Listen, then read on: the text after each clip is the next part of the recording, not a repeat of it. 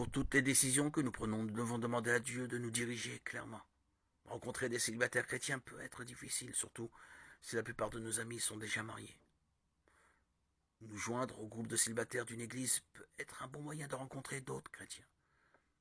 Nous pouvons aussi faire du bénévolat pour une cause qui nous tient à cœur ou intégrer d'autres groupes. Tant que nous le faisons parce que ces activités nous plaisent, pas uniquement pour chercher un conjoint potentiel. D'autres personnes préfèrent rencontrer leur conjoint par leur famille, par leurs amis ou à l'occasion d'une sortie, comme cela arrive souvent. D'autres encore sentent que leur profession, la taille de leur ville ou leur activité limite leurs possibilités de rencontre.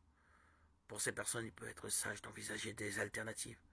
Les méthodes d'aujourd'hui pour trouver un conjoint incluent notamment les sites de rencontres en ligne, les agences matrimoniales et le speed dating. Chacune de ces méthodes a ses avantages et ses inconvénients et aucune d'entre elles n'est adaptée à tous. Avant de les essayer, nous devons prier pour demander à Dieu si c'est vraiment ce qu'il veut pour nous.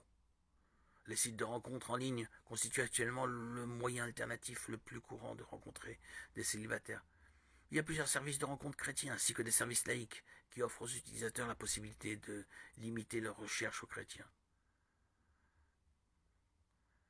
Une des principales limites des sites de rencontres en ligne est qu'il n'y a aucun moyen d'être certain si la personne à qui on parle est réellement celle qu'elle prétend être. Se tromper à ce sujet peut être comique, mais cela peut aussi s'avérer mortel. Il est sage de ne jamais répondre à un message d'une personne à l'étranger à moins de pouvoir vérifier que ce qu'elle dit est vrai. Certaines de ces personnes cherchent à escroquer les hommes et les femmes qu'ils rencontrent. Soyez donc très prudents dans les informations personnelles que vous partagez sur Internet. Il est également sage de rencontrer la personne physiquement afin de parvenir à une trop grande intimité émotionnelle par correspondance. Pour le premier rendez-vous, choisissez un lieu public et ne laissez jamais la personne vous emmener quelque part où vous serez seul avec elle. Cela peut être une bonne chose d'emmener une amie proche avec vous, qui pourra donner son opinion sur ce parfait inconnu, car c'est bien le cas. Écoutez votre intuition et n'hésitez pas à vous enfuir rapidement si vous vous sentez en danger.